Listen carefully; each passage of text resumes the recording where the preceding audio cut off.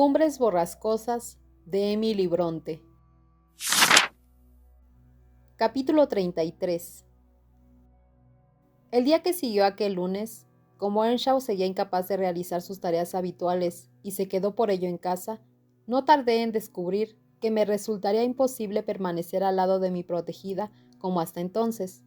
Bajó antes que yo y salió al jardín, donde había visto a su primo, que se ocupaba de tareas ligeras, y cuando salí a decirles que vinieran a desayunar, vi que lo había convencido para que despejara de groselleros un espacio amplio de tierra, y que los dos trazaban planes juntos para atraer plantas de la granja. Me aterroricé al ver la devastación que habían conseguido en media hora corta. Joseph cuidaba a aquellos groserellos como la niña de sus ojos, y a ella se le había ocurrido poner un ariete de flores precisamente entre ellos. «Ya está. Joseph se lo enseñará al amo en cuanto lo descubra», exclamé. «¿Y qué excusa tendrán ustedes para haberse tomado tales libertades en el jardín? Buena tormenta tendremos a costa de esto. Ya lo verán. Señor Hareton, me extraña que usted no haya tenido más juicio, en lugar de hacer este estropicio porque ella se lo haya pedido». «Había olvidado que eran de Joseph», respondió Earnshaw, bastante desconcertado. «Pero le diré que he sido yo. Siempre comíamos con el señor Heathcliff. Yo desempeñaba el puesto de señora de la casa, haciendo el té y trinchando. Por ello, mi presencia era indispensable en la mesa. Catherine solía sentarse a mi lado, pero aquel día se situó más cerca de Hareton, y advertí al instante que no tendría mayor discreción en su amistad que la que había tenido en su hostilidad.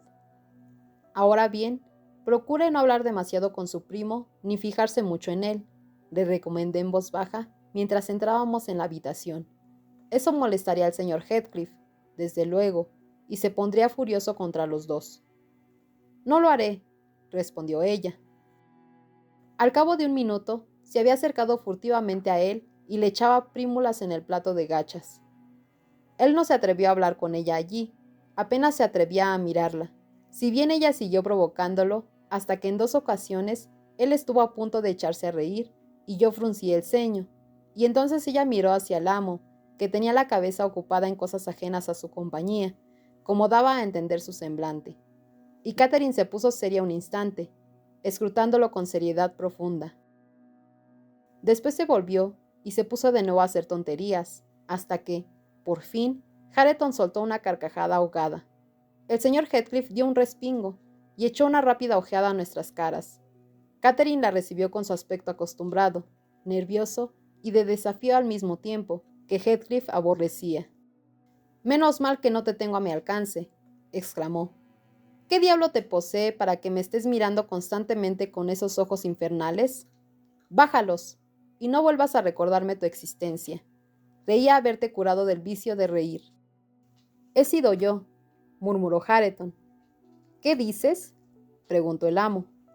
Hareton bajó la vista al plato y no repitió su confesión. El señor Heathcliff se quedó un rato mirándolo y reprendió en silencio su desayuno y las meditaciones que había interrumpido. Casi habíamos terminado y los 2 jóvenes se habían distanciado prudentemente, de modo que yo esperaba que la sesión terminaría sin más alteraciones.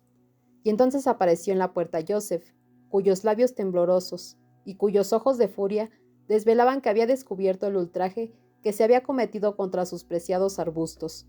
Debía de haber visto a Katy y a su primo por allí antes de examinarlos, pues, mientras se le movía la mandíbula, como la de una vaca que rumia, lo que hacía difícil comprender sus palabras, empezó a decir: «Que me den mi soldada, que me marcho. Yo que quería morirme en la casa donde he servido 60 años, y que había pensado subir mis libros a la buhardilla y todas mis cosillas, para que tuvieran la cocina a sus anchas, y todo por mor del sosiego. Duro se me hacía dejar mi propia lumbre, pero creía que podría hacerlo.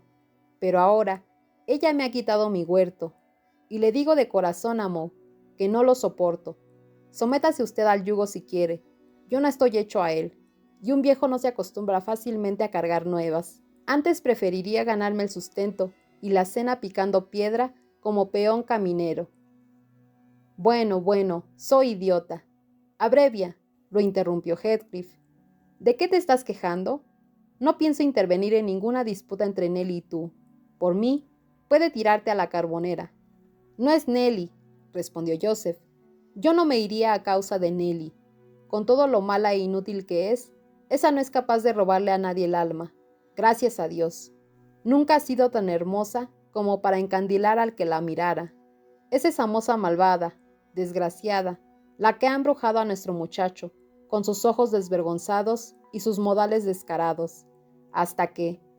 No, se me parte el corazón.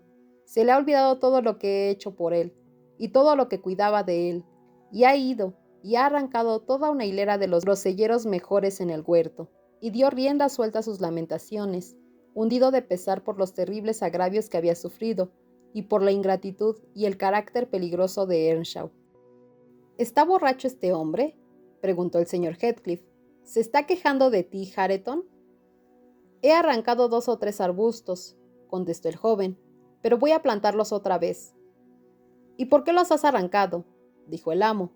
Catherine tuvo la prudencia de intervenir. Queríamos plantar allí unas flores, exclamó. Yo soy la única culpable, pues fui yo quien le pedí que lo hiciera. ¿Y quién demonios te ha dado permiso a ti para que toques un solo palo de esta casa?, le preguntó su suegro, muy sorprendido. ¿Y quién te manda a ti obedecerle?, añadió, dirigiéndose a Hareton. Este último quedó sin habla. Su prima respondió. ¿No debería usted negarme unas cuantas varas de tierra para que yo las adorne, después de haberme despojado de todas mis tierras? ¿De tus tierras, mujerzuela insolente? Jamás las has tenido, dijo Heathcliff. Y de mi dinero, prosiguió ella, devolviéndole la mirada furibunda a la vez que mordía un trozo de corteza de pan, lo que le quedaba del desayuno. ¡Silencio!, exclamó él. Termina y lárgate. Y las tierras de Hareton y su dinero, insistió la muy temeraria. Hareton y yo ya somos amigos, y le contaré todo lo que ha hecho usted. El amo pareció desconcertado durante un instante, se puso pálido y se levantó, sin dejar de mirarla con una expresión de odio mortal. Si me pega usted, Hareton le pegará, dijo ella. Más le vale sentarse. Si Hareton no te expulsa de la habitación, lo mandaré al infierno de un golpe, tronó Heathcliff. Bruja condenada, ¿osas intentar soliviantarlo contra mí? Sácala de aquí. ¿Me has oído? Arrójala a la cocina. Elendil, si consientes que le vuelva a poner la vista encima, la mato. Hareton intentó persuadirla en voz baja de que se marchara. Llévatela de aquí a rastras, gritó Heathcliff salvajemente. ¿Es que te quedas a charlar? Y se acercó con intención de ejecutar su propia orden. Ya no le obedeceré más, malvado, dijo Catherine, y pronto lo detestará tanto como lo detesto yo. Calla, calla, murmuró el joven, en son de reproche. No estoy dispuesto a oír que le hables así. Basta. ¿Pero no le consentirás que me pegue?, exclamó ella. Ven, pues, susurró él con ansia. Era demasiado tarde. Heathcliff la sujetó. Ahora, vete tú, dijo a Earnshaw. Bruja maldita, esta vez me ha provocado cuando yo no podía soportarlo, y haré que se arrepienta para siempre. Tenía la mano puesta en el pelo de ella. Hareton intentó soltarle los rizos, suplicándole que no le hiciera daño por aquella vez. Los ojos negros de Heathcliff echaban chispas. Parecía dispuesto a hacer pedazos a Catherine, y yo acababa de hacer acopio del valor suficiente para arriesgarme a acudir a rescatarla cuando, de pronto, él aflojó los dedos, le soltó la cabeza, la asió del brazo y la miró atentamente a la cara. Después, se pasó la mano sobre los ojos. Se quedó inmóvil un momento, al parecer, para dominarse, y volviéndose de nuevo hacia Catherine, le dijo con calma aparente. Debes aprender a no enfurecerme. De lo contrario, te mataré de verdad en otra ocasión. Ve con la señora Dean, y quédate con ella, y limita tus insolencias a sus oídos. En cuanto a Hareton Earnshaw, si veo que te escucha, lo enviaré a que se gane el pan donde pueda. Tu amor lo convertirá en paria y en mendigo. Llévatela, Nelly, y dejadme en paz todos. Dejadme. Saqué de allí a mi joven señora. Esta se alegraba tanto de huir que no se me resistió. El otro nos siguió, y el señor Heathcliff se quedó solo en la habitación hasta el almuerzo. Yo había aconsejado a Catherine que almorzara arriba, pero en cuanto vio su asiento vacío, me mandó que fuera a llamarla. El señor Heathcliff no nos dirigió la palabra a ninguno. Habló muy poco y salió inmediatamente después, indicando que no volvería hasta la caída de la tarde. Los dos nuevos amigos se instalaron durante su ausencia en la casa, donde oí que Hareton hacía callar con severidad a su prima cuando ésta se brindó a desvelarle la conducta que había tenido su suegro con el padre de él. Dijo que no consentía que nadie hablara una palabra en menoscabo de él. Aunque Heathcliff fuera el demonio, aquello no significaba nada. Él se pondría de su parte, y prefería que ella lo insultara a él, como hacía antes, a que empezara a atacar al señor Heathcliff. Esto estaba enfadando a Catherine, pero él encontró el modo de hacer que contuviera la lengua, preguntándole si le gustaría a ella que él hablara mal de su padre. Y entonces ella comprendió que Earnshaw tomaba la reputación del amo como cosa personal, y que estaba apegado a él por vínculos más fuertes de los que podía romper la razón, unas cadenas forjadas por la costumbre, que sería una crueldad intentar aflojarlas. A partir de entonces, ella dio muestras de tener buen corazón, al evitar tanto las quejas como las expresiones de antipatía hacia Heathcliff, y me confesó cuánto lamentaba haber intentado suscitar desavenencias entre Hareton y él. De hecho, creo que desde entonces ella no ha pronunciado una sola sílaba en contra de su opresor que pudiera oír Hareton. Cuando se hubo resuelto esta leve desavenencia, volvieron a ser íntimos y se pusieron a trabajar todo lo que podían en sus funciones respectivas de alumno y maestra. Yo fui a sentarme con ellos después de haber hecho mis labores, y me sentí tan aliviada y consolada de verlos que no notaba el paso del tiempo. Los dos parecían en cierta medida hijos míos, ¿sabe usted? Yo había estado orgullosa de una desde hacía mucho, y ahora estaba segura de que el otro me daría las mismas satisfacciones. Su carácter honrado, cálido e inteligente disipaba rápidamente las nubes de ignorancia y de degradación en que lo habían criado, y las felicitaciones sinceras de Catherine servían de acicate a su aplicación. Al iluminársele la mente, se le iluminaban las facciones, dando espíritu y nobleza a su aspecto. Yo apenas podía imaginarme que aquel era el mismo individuo que había contemplado el día que descubrí a mi señorita en Cumbres Borrascosas, después de la expedición de éste a las peñas.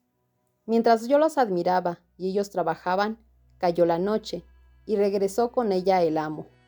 Apareció entre nosotros de manera muy inesperada. Entró por la parte delantera y nos vio claramente a los tres antes de que tuviésemos tiempo de levantar la cabeza para mirarlo. La luz roja de la lumbre brillaba sobre las dos lindas cabezas y revelaba sus rostros, animados por el interés ansioso de los niños, pues aunque él tenía 23 años y ella 18, ambos tenían tantas novedades que sentir y aprender que ninguno de los dos experimentaba ni daba muestras de los sentimientos propios de la madurez sobria y desencantada.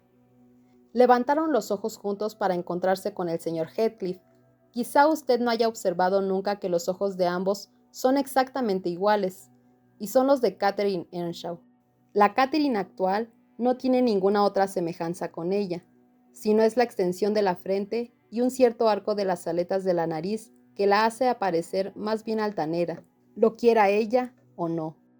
La semejanza llega más lejos en Hareton, siempre singular, pero entonces era especialmente notable, ya que tenía los sentidos despabilados y las facultades mentales despiertas ante una actividad desacostumbrada.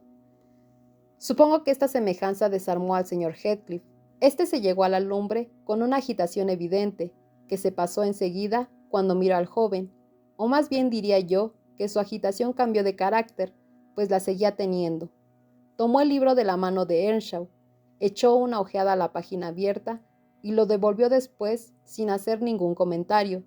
Solo indicó con un gesto a Catherine que se marchara.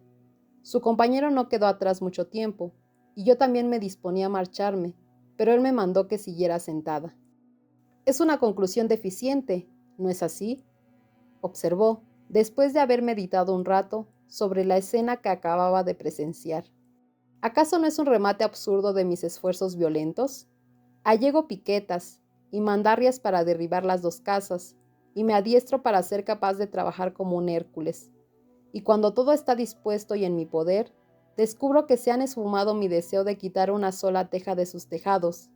Mis viejos enemigos no me han vencido. esta sería la ocasión precisa para vengarme en sus representantes. Podría hacerlo, sin que nadie me lo estorbara. Pero, ¿de qué serviría? No me interesa dar el golpe. No soy capaz de tomarme la molestia de levantar la mano.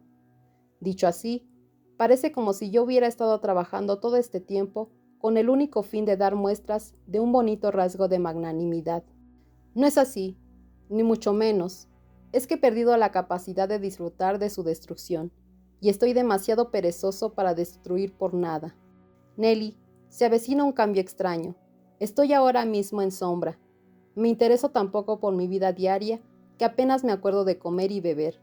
Esos dos que acaban de salir de la habitación son los únicos objetos que mantienen una apariencia material bien determinada ante mis ojos, y esa apariencia me provoca un dolor que llega al tormento. De ella no voy a hablar ni quiero pensar, pero deseo fervientemente que fuera invisible. Su presencia no me evoca más que sensaciones enloquecedoras.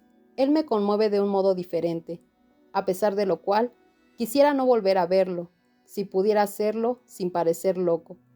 Puede que tú considerases que tiendo más bien a volverme tal, añadió, haciendo un esfuerzo por sonreír. Si intentase describirte las 1000 formas de recuerdos y de ideas del pasado que él me despierta o que representa, pero tú no dirás lo que te cuente, y mi mente está cerrada en sí misma de una manera tan constante que tengo la tentación de abrirla por fin ante otra persona. Hace 5 minutos, Hareton no me parecía un ser humano, sino la personificación de mi juventud. Yo albergaba tal variedad de sentimientos hacia él que me habría resultado imposible hablarle a él de manera racional.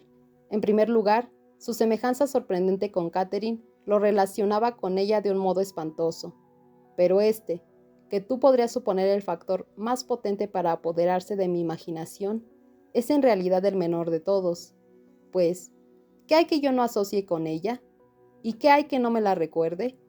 No puedo mirar este suelo sin ver sus rasgos en las losas, en todas las nubes, en todos los árboles, llenando el aire de noche y atisbada en todos los objetos de día.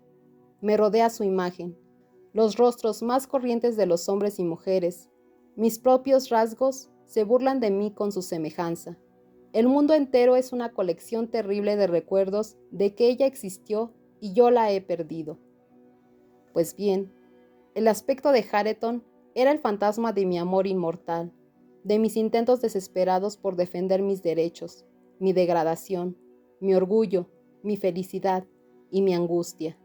Pero referirte a ti estos pensamientos es una locura. Solo servirá para que sepas por qué. Aunque no me gusta estar siempre solo, su compañía no me beneficia. Más bien, agrava el tormento constante que padezco y contribuye, en parte, a dejarme indiferente ante las relaciones entre su prima y él. Ya no soy capaz de prestarles atención. Pero, señor Heathcliff, ¿de qué cambio habla usted?, le pregunté, alarmada por sus palabras, aunque no corría peligro de perder el juicio ni de morir. A mí me parecía muy fuerte y sano, y en cuanto a su razón, ya desde la infancia se había complacido en pensar cosas siniestras y albergar fantasías extrañas. Puede que tuviera una monomanía acerca de su ídolo desaparecido, pero en todo lo demás tenía la cabeza tan bien como yo. No sé qué será hasta que llegue, dijo. Ahora mismo solo soy consciente de él a medias. No se siente enfermo, ¿verdad?, le pregunté. No, Nelly, respondió. Entonces, ¿no teme usted la muerte?, insistí. ¿Temerla? No, repuso. No tengo miedo, ni presentimientos, ni esperanzas de morir. ¿Por qué iba a tenerlos? Con mi constitución recia, mi modo de vivir morigerado y mis ocupaciones poco peligrosas, debería quedarme, y probablemente me quedaré, en efecto, sobre la tierra hasta que apenas me quede un cabello negro en la cabeza, a pesar de lo cual no puedo seguir de esta manera. Tengo que recordarme a mí mismo que debo respirar. Casi tengo que recordar a mi corazón que siga latiendo. Y es como contraer un fuerte resorte. Si hago el menor acto que no está inspirado en un único pensamiento, es a la fuerza. Y si observo cualquier cosa, viva o muerta, que no está asociada con una única idea universal, es a la fuerza. Tengo un único deseo, y todo mi ser, y mis potencias ansían alcanzarlo. Lo han ansiado tanto tiempo y de un modo tan incansable que estoy convencido de que se alcanzará y pronto, porque ha devorado mi existencia, me devora la impaciencia de verlo cumplirse. Mis confesiones no me han aliviado, pero pueden explicar algunas frases del humor que manifiesto, inexplicables de otro modo. ¡Ay, Dios! La lucha es larga. Ojalá hubiera concluido ya. Empezó a pasearse por la habitación murmurando cosas terribles para sí, hasta que me sentí inclinada a creer, como decía él que creía Joseph, que la conciencia le había convertido el corazón en un infierno en la tierra. Sentí gran incertidumbre acerca de cómo acabaría, aunque él no había desvelado más que rara vez aquel estado de ánimo, ni siquiera con miradas. A mí no me cabía duda de que era su talante habitual. Así lo afirmó él, pero nadie lo habría deducido de su porte acostumbrado. Usted no lo dedujo cuando lo vio, señor Lockwood, y en la época de la que hablo, él estaba igual que entonces, solo que más aficionado a la soledad continua, y quizá más lacónico todavía cuando estaba acompañado. Capítulo 34. Desde aquella noche, el señor Heathcliff evitó verse con nosotros en las comidas durante varios días. Sin embargo, no quiso excluir formalmente a Hareton y a Cathy. Le producía aversión ceder de una manera tan absoluta a sus sentimientos y optaba más bien por ausentarse él, y parecía que comer una sola vez cada 24 horas le aportaba sustento suficiente. Una noche, cuando la familia estaba ya acostada, lo oí bajar las escaleras y salir por la puerta principal. No lo oí volver a entrar, y a la mañana siguiente descubrí que seguía ausente. Estábamos en abril, hacía un tiempo apacible y templado, la hierba tan verde como podía ponerla el sol, y las lluvias, y los 2 manzanos enanos que están cerca de la fachada que da al sur estaban en flor.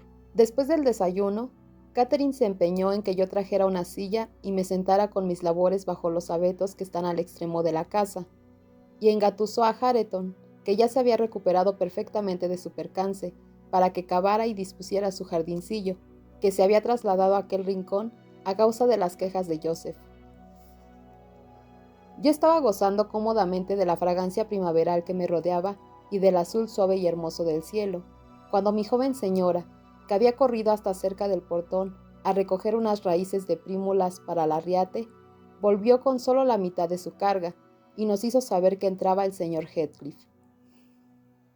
«Y me ha hablado», añadió ella, con perplejidad en el semblante. «¿Qué ha dicho?», preguntó Hareton. «Me dijo que me marchara tan aprisa como pudiera», contestó ella, pero tenía un aspecto tan distinto del habitual que me quedé mirándolo un momento. «¿En qué modo?», preguntó Hareton. «Pues estaba casi animado y alegre».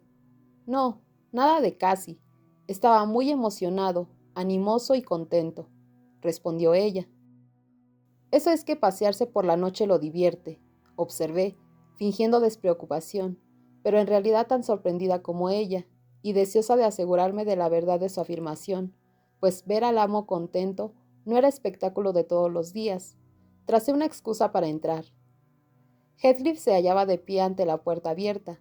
Estaba pálido y temblaba. No obstante, era cierto que tenía en los ojos un extraño brillo de gozo que alteraba todo el aspecto de su cara. «¿Quiere desayunar usted?», le pregunté. «Debe de tener hambre después de andar toda la noche paseándose». Yo quería descubrir dónde había estado, pero no se lo pregunté directamente. «No, no tengo hambre», contestó él, apartando la cabeza y hablándome con cierto desdén, como si se hubiera figurado que yo intentaba adivinar la causa de su buen humor. Me sentí perpleja. No supe si sería el momento oportuno de ofrecerle algunos consejos. «No me parece bueno rondar al aire libre en lugar de estar en la cama», observé. «En todo caso, no es prudente en esta estación húmeda. Yo diría que va a coger usted un fuerte resfriado o unas calenturas. Ahora mismo ya le pasa algo». «Nada que no pueda soportar», respondió, «y con mucho gusto, con tal de que me dejen en paz. Entra y no me fastidies». Obedecí y observé al pasar que respiraba tan aprisa como un gato. «Sí, tendremos una enfermedad», reflexioné para mis adentros. No sé qué habrá estado haciendo. Al mediodía se sentó a almorzar con nosotros y recibió de mis manos un plato bien lleno, como si se propusiera compensar sus ayunos anteriores. No tengo ni resfriado ni calentura, Nelly, observó, aludiendo a mis palabras de aquella mañana, y estoy dispuesto a hacer los honores a la comida que me das. Tomó su cuchillo y su tenedor, y se disponía a empezar a comer, cuando pareció que se le extinguía de pronto el deseo. Los dejó de nuevo en la mesa, miró hacia la ventana con pasión, y acto seguido se levantó y salió. Lo vimos pasearse por el jardín mientras terminábamos nuestra comida, y Earnshaw dijo que iría a preguntarle por qué no quería almorzar. Creyó que lo habíamos ofendido de alguna manera. «¿Y bien, viene?», dijo Catherine, cuando regresó su primo. «No», respondió éste, «pero no está enfadado. Parecía raro y muy contento, solo que lo impacienté hablándole 2 veces, y me mandó que volviera contigo. Dijo que no entendía cómo podía desear yo la compañía de otra persona». Dejé su plato en la repisa de la chimenea para que no se enfriara, y él volvió a entrar al cabo de 1 hora o 2, cuando ya estaba desocupada la habitación, en absoluto más calmado, con la misma apariencia anormal, era anormal, de regocijo bajo las cejas negras, la misma tez pálida y con una especie de sonrisa que le dejaba visibles de cuando en cuando los dientes. El cuerpo le temblaba, no como tiembla uno de frío o debilidad, sino como vibra una cuerda tensa, con una agitación fuerte, más que con un temblor. Le pregunté qué le pasa. ¿Quién se lo va a preguntar si no?, pensé, y exclamé. ¿Ha recibido usted alguna buena noticia, señor Heathcliff? Parece usted animado de modo extraordinario. ¿De dónde me van a venir a mí las buenas noticias?, dijo. Lo que me anima es el hambre, y al parecer no debo comer. Tiene usted aquí el almuerzo, repuse. ¿Por qué no lo toma? Ahora no lo quiero, se apresuró a murmurar. Esperaré hasta la cena. Y Nelly, te suplico de una vez por todas que adviertas a Hareton y a la otra que no se acerquen a mí. No quiero que me moleste nadie. Quiero quedarme solo en este sitio. ¿Tiene alguna causa este destierro?, le pregunté. Señor Heathcliff, dígame por qué está usted tan raro. ¿Dónde estuvo usted anoche? No se lo pregunto por curiosidad ociosa, sino... Me lo preguntas por curiosidad muy ociosa, me interrumpió él, riéndose. Pero te contestaré. Anoche yo estaba en los umbrales del infierno. Hoy estoy a la vista de mi cielo. Tengo puestos en él los ojos. Solo me separa de él una vara. Y ahora, más vale que te vayas. Si te abstienes de espiar, no verás ni oirás nada que te asuste. Después de haber barrido la chimenea y limpiado la mesa, me marché más perpleja que nunca.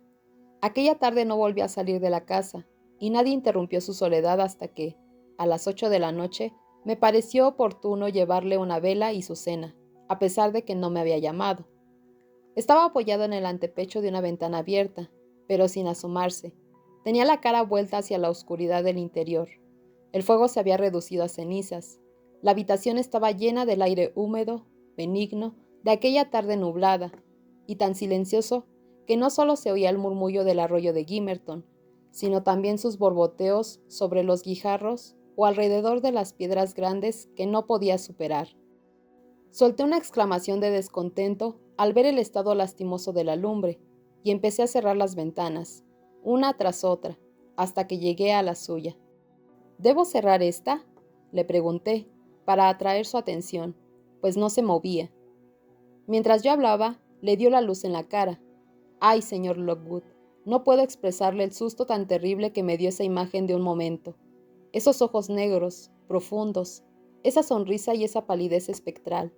A mí no me pareció el señor Heathcliff, sino un duende, y aterrorizada, incliné la vela hacia la pared y me quedé a oscuras.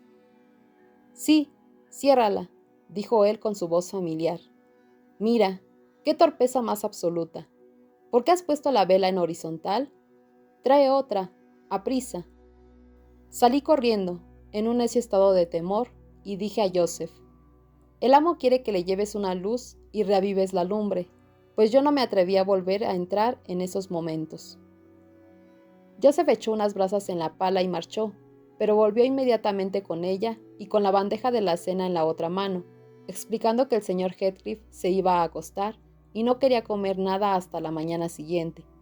Lo oímos subir las escaleras acto seguido. No fue a su cuarto habitual, sino que entró en el de la cama de paneles. La ventana de ese, tal como ya he dicho, es lo bastante grande para que pase por ella cualquiera, y se me ocurrió que pensaba hacer otra excursión nocturna sin que nosotros lo sospechásemos. ¿Será un ghoul o un vampiro?, pensé para mí.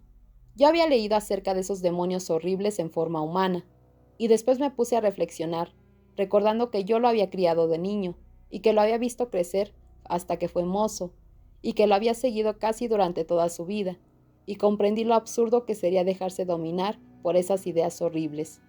Pero, ¿de dónde salió este ser pequeño y oscuro al que crió un hombre bueno para que fuera su perdición?, murmuraba la superstición, mientras yo me iba adormeciendo. Y, medio soñando, empecé a cansarme imaginándole una ascendencia adecuada, y, repitiendo las meditaciones que había tenido despierta, repasé de nuevo su existencia, con variaciones lúgubres, representándome por fin su muerte y su entierro, del cual lo único que recuerdo es me mortificó enormemente la tarea de dictar un epitafio para su tumba, y que lo consulté con el sepulturero, y que, como no tenía apellido, ni sabíamos su edad, tuvimos que contentarnos con poner una sola palabra: Heathcliff. Eso se cumplió de verdad, así lo hicimos. Si entra usted en el camposanto, solo leerá en su lápida esa palabra y la fecha de su muerte. El amanecer me hizo recuperar el sentido común. Me levanté y salí al jardín en cuanto hubo luz, para comprobar si había huellas bajo su ventana. No había ninguna. Se ha quedado en casa, pensé, y hoy se pondrá bueno. Preparé el desayuno para toda la casa, como tenía por costumbre, pero dije a Hareton y a Catherine que tomaran el suyo antes de que bajara el amo, pues se iba a quedar acostado hasta tarde. Ellos prefirieron tomarlo al aire libre, bajo los árboles, y yo dispuse una mesita para acomodarlos. Al entrar, me encontré abajo con el señor Heathcliff. Joseph y él conversaban de asuntos de la granja. El amo daba instrucciones claras y minuciosas sobre la cuestión que se debatía, pero hablaba con rapidez, y torcía constantemente la cabeza a un lado, y tenía la misma expresión de agitación, más exagerada todavía.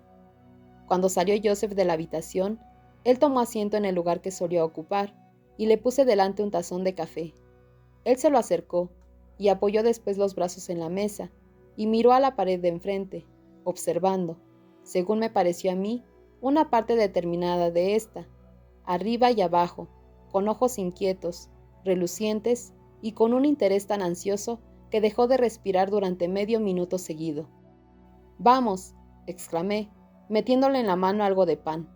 «Cómase y bébase esto antes de que se enfríe. Lleva casi una hora esperándolo». No se fijó en mí, aunque sonrió. Yo hubiera preferido verlo rechinar los dientes que sonreír de esa manera. «Señor Heathcliff, amo», grité. «En nombre de Dios, no se quede mirando así, como si estuviera viendo una visión de ultratumba». «En nombre de Dios, no grites tan fuerte», replicó él. «Vuélvete y dime, ¿estamos solos?» «Claro, claro que sí», contesté. A pesar de ello, le obedecí involuntariamente, como si no estuviera segura del todo. Él apartó las cosas del desayuno con un movimiento de la mano, dejando ante sí un espacio vacío, y se inclinó hacia adelante para mirar con más comodidad. Entonces percibí que no miraba la pared, pues, al mirarlo solo a él, parecía precisamente que tenía la vista clavada en algo que estaba a 2 varas de distancia, y fuera lo que fuese, le producía, al parecer, grados extraordinarios de placer y de dolor a un tiempo, al menos. Esto era lo que daba a entender la expresión de angustia y a la vez de éxtasis de su semblante. El objeto imaginado tampoco estaba inmóvil. Sus ojos lo seguían con una atención incansable, y no los apartaba de él ni siquiera al hablarme a mí. En vano le recordé que llevaba mucho tiempo sin comer. Si se movía para tocar alguna cosa, atendiendo a mis súplicas, si extendía la mano para tomar un pedazo de pan, se le contraían los dedos antes de alcanzarlo, y se le quedaban en la mesa, olvidando su objetivo. Me quedé sentada, hecha un dechado de paciencia, intentando atraer su atención absorta para sacarla de las especulaciones en las que estaba sumida, hasta que se volvió irritable y se levantó, preguntándome por qué no lo dejaba comer a su aire y diciéndome que la próxima vez no me quedara a servirle, que podía dejar las cosas y marcharme. Después de hablar estas palabras, salió de la casa, se paseó despacio por el sendero del jardín y desapareció por el portón. Transcurrieron las horas con inquietud. Llegó otra noche. Yo no me retiré a acostarme hasta tarde, y cuando lo hice, no podía dormir. Él volvió después de la medianoche, y en vez de irse a la cama, se encerró en el cuarto de abajo. Me puse a escuchar, y di vueltas en la cama sin poder dormir, y por fin me vestí y bajé. Era demasiado fastidioso quedarme allí acostada, atormentándome el cerebro con 1000 temores ociosos. Distinguí los pasos del señor Heathcliff, que medían el suelo incansablemente. Él interrumpía con frecuencia el silencio con una inspiración profunda que parecía un gemido. También murmuraba palabras sueltas. La única que pude entender era el nombre de Catherine, asociado a algún término extravagante de cariño o de sufrimiento, y pronunciando como si hablara a una persona presente, en voz baja y seria, y arrancada de lo más hondo de su alma. No tuve valor para entrar directamente en la estancia, pero quise distraerlo de su ensueño, y por ello me quedé ante el fuego de la cocina, lo revolví y empecé a avivar las brasas. Aquello lo hizo salir antes de lo que yo esperaba. Abrió la puerta enseguida y dijo: «Nelly, ven aquí. ¿Ya es de día? Entra aquí con la luz». «Están dando las 4», contesté. «Le hará falta una vela para subir. Se le puede encender una en esta lumbre». «No, no quiero subir», dijo él. «Pasa y enciéndeme una lumbre a mí, y haz lo que haya que hacer en el cuarto». «Tendré que avivar las brasas antes de llevarlas», respondí, tomando una silla y el fuelle. Mientras tanto, él rondaba de aquí para allá, en un estado al borde de la enajenación. Sus hondos suspiros se sucedían con tanta rapidez que no le dejaban tiempo para respirar con normalidad entre ellos. «Cuando sea de día, haré llamar a Green», dijo. «Quiero hacerle algunas consultas legales mientras puedo pensar en estas cuestiones, y mientras puedo con calma. No he escrito todavía mi testamento, y no soy capaz de determinar cómo legar mis propiedades. Ojalá pudiera aniquilarlas de la faz de la tierra». «Yo en su lugar no hablaría así, señor Heathcliff», repuse. «Deje su testamento un rato. Todavía vivirá usted para arrepentirse de sus muchas injusticias. Jamás esperé que a usted se le destemplaran los nervios. Sin embargo, ahora los tiene increíblemente destemplados, y casi por completo por culpa suya. Ha pasado estos 3 días de una manera que bastaría a derribar a un titán. Coma algo y repose. Le basta con mirarse al espejo para ver que necesita las 2 cosas. Tiene las mejillas hundidas y los ojos inyectados en sangre, como una persona que se muere de hambre y se está quedando ciega por falta de sueño». «Si no puedo comer ni descansar, no es por culpa mía», respondió. «Te aseguro que no es por ningún designio intencionado. Haré las 2 cosas en cuanto me resulte posible. Pero es como si pidiera usted a un hombre que se debate en el agua que descanse cuando tiene la orilla al alcance de la mano. Primero llegaré a la orilla, y después descansaré. Bueno, dejemos al señor Green. En lo que respecta a arrepentirme de mis injusticias, no he cometido ninguna injusticia, y no me arrepiento de nada. Soy demasiado feliz, y al mismo tiempo no soy lo bastante feliz. La dicha de mi alma me está matando el cuerpo, pero no se queda satisfecha». «¿Feliz, amo?», exclamé. «Extraña felicidad. Si estuviera dispuesto usted a escucharme sin enfadarse, podría ofrecerle algunos consejos que lo harían más feliz». «¿Cuáles son?», preguntó él. «Dilos». «Señor Heathcliff, usted es consciente de que desde que tenía 13 años ha hecho usted una vida egoísta y poco cristiana», le dije, «y es probable que no haya tenido una Biblia en las manos durante todo ese tiempo. Se le debe de haber olvidado el contenido del libro, y puede que ahora no tenga tiempo de investigarlo. ¿Acaso podría hacerle daño mandar llamar a alguien, a algún pastor religioso de la secta que fuera, no importa cuál, para que se lo expusiera y le hiciera ver cuánto se ha apartado usted de sus preceptos y lo mal dispuesto que estará usted para su cielo, a menos que cambie antes de morir? Más que enfadarme te lo agradezco, Nelly, dijo, pues me has recordado el modo en que quiero que me entierren, que me lleven al cementerio al caer la tarde. Hareton y tú podéis acompañarme, si queréis, y cuida, especialmente, de atender a que el sepulturero obedezca mis instrucciones acerca de los 2 ataúdes. No es preciso que venga ningún pastor religioso, ni que diga ninguna oración por mí. Ya te digo que casi he llegado a mi cielo, y que el de los demás ni lo valoro ni lo deseo. Y si usted persevera en su ayuno obstinado, y muere por ello, y se niegan a enterrarlo en el recinto de la iglesia, le dije, consternada por su indiferencia atea, ¿qué le parecería a usted? No lo harán, repuso él. Si lo hicieran, deberás hacerme trasladar en secreto, y si no lo cumples, sabrás por experiencia que los muertos no desaparecen. En cuanto oyó moverse a los demás miembros de la familia, se retiró a su guarida, y yo respiré un poco más tranquila. Pero, por la tarde, mientras Joseph y Hareton trabajaban, volvió a entrar en la cocina, y con la mirada extraviada, me mandó que fuera a sentarme en la casa.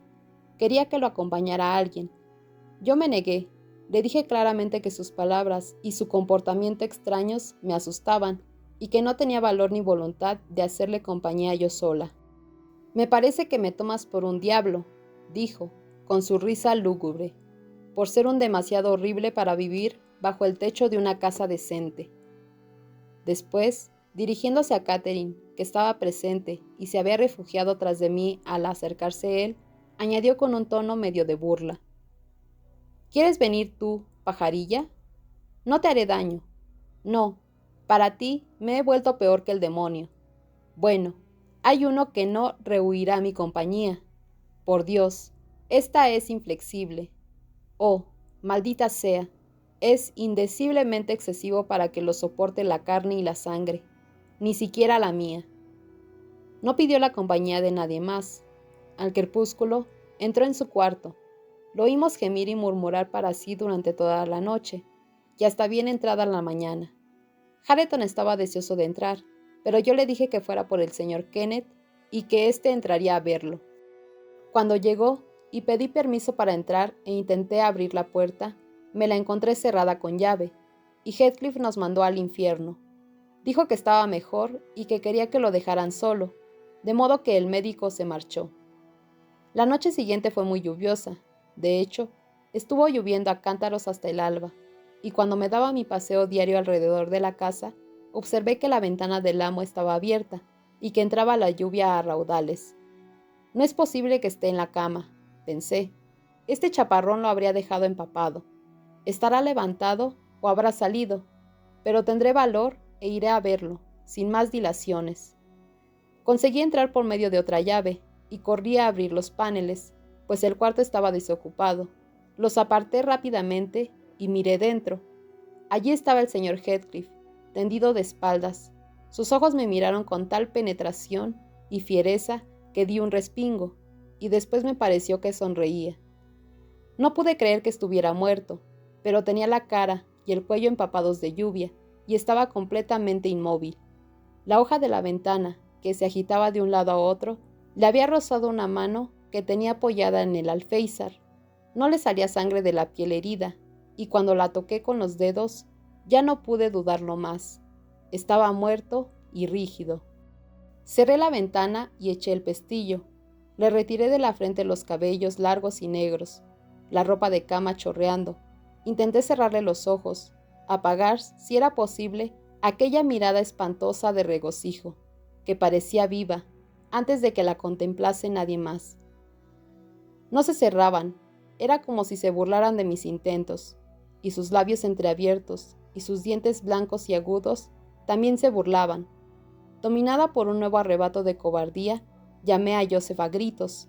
Joseph subió arrastrando los pies y haciendo ruido, pero se negó tajantemente a tener nada que ver con él. «El demonio se ha llevado su alma», exclamó, «y por mí puede llevarse el cuerpo de propina. ¡Ah! ¡Qué malo parece!», sonriéndose de la muerte. Y el viejo pecador hizo burla de él, remedando su sonrisa. Me pareció que se disponía a dar zapatetas alrededor de la cama, pero recobró de pronto la compostura, cayó de rodillas, levantó las manos y dio gracias al cielo porque el amo legítimo y la antigua familia hubiera recuperado sus derechos. Aquel suceso terrible me había dejado totalmente aturdida, y mis recuerdos volvieron ineludiblemente a los tiempos pasados con una especie de tristeza opresiva. Pero el pobre Hareton, el que había padecido mayores injusticias, fue el único que sufrió mucho en realidad. Pasó toda la noche sentado junto al cadáver, llorando sincera y amargamente. Le apretaba la mano y le besaba la cara sarcástica y salvaje que todos los demás rehuíamos mirar, y lo lloraba con ese dolor fuerte que brota de manera natural de un corazón generoso, aunque sea duro como el acero templado. Kenneth no supo dictaminar de qué trastorno había muerto el amo. Le oculté el hecho de que llevaba 4 días sin comer nada, temiendo que nos acarrease dificultades, y por otra parte, estoy convencida de que no se abstuvo de comer a propósito. Aquello fue una consecuencia de su extraña enfermedad, y no la causa de ésta. Lo enterramos tal como había querido él, pero escándalo de todo el vecindario. No hubo más asistentes que Earnshaw y yo, el sepulturero y 6 hombres que portaron el ataúd. Los 6 hombres se retiraron cuando lo hubieran depositado en la tumba. Nosotros nos quedamos a verlo enterrar. Hareton, con la cara cubierta de lágrimas, arrancó pedazos verdes de césped y los puso en persona sobre el montículo pardo.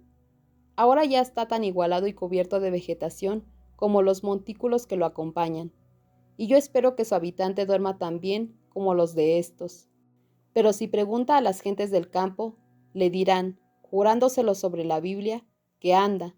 Hay quienes dicen que se lo han encontrado cerca de la iglesia, y en el páramo, e incluso dentro de esta casa. Con cejas vanas, dirá usted, y yo digo lo mismo. Sin embargo, ese viejo que está junto a la lumbre de la cocina afirma que ha visto a los 2, asomados a la ventana de su cuarto, todas las noches de lluvia desde la muerte de él, y a mí me sucedió una cosa rara hace cosa de un mes.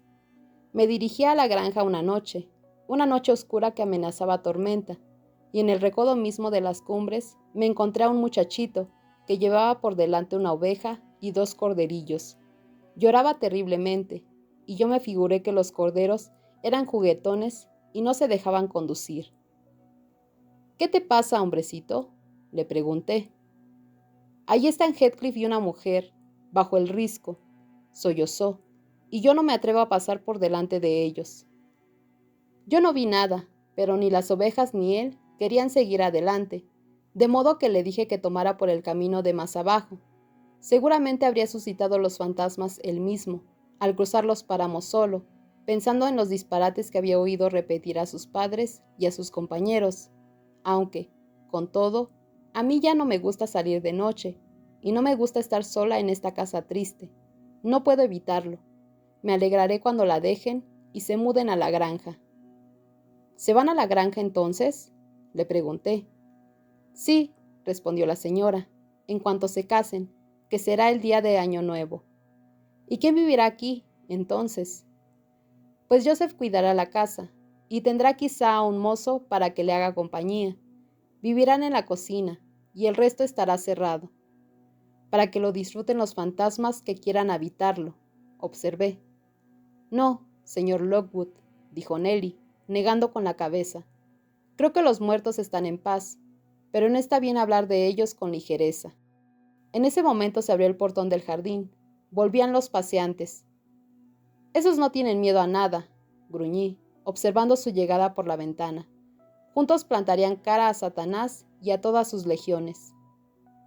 Cuando llegaron al umbral y se detuvieron a echar una última mirada a la luna, o más precisamente, al mirarse el uno al otro a su luz, sentí el impulso irresistible de huir de ellos otra vez, y dejando un obsequio en la mano de la señora Dean, y sin atender a sus amonestaciones por mi grosería, desaparecí por la cocina mientras ellos abrían la puerta principal, y habría confirmado con ello la opinión que tenía Joseph en cuanto a las indiscreciones livianas de su compañera de servidumbre, si no hubiera tenido la fortuna de reconocer en mí a un personaje respetable al oír el dulce son de un soberano que le cayó a los pies. Mi paseo de vuelta a casa se alargó con un rodeo por la iglesia. Cuando estuve entre sus muros, observé los avances de su deterioro, aunque solo habían transcurrido 7 meses.